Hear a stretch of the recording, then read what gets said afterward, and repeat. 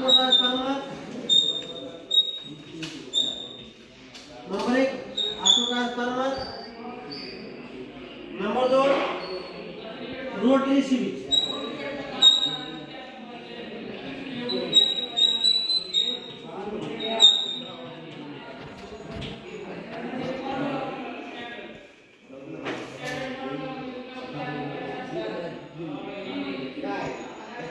number 1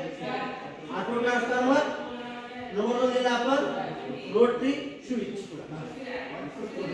हे झाले आपले मॅन्युअल व्होल्टेज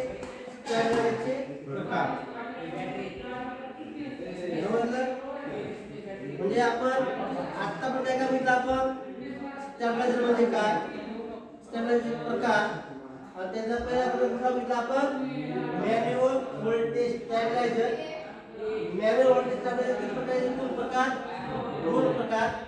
पहिला आहे ऑटो ट्रांसफॉर्मर दुसरा आहे रोटरी स्विच स्टॅबिलायझर आता म्हणजे आपण शिकवलं त्यामध्ये तुम्हाला शंका आहे का काय कळलं नाही असं काही आहे का ठीक आहे ओके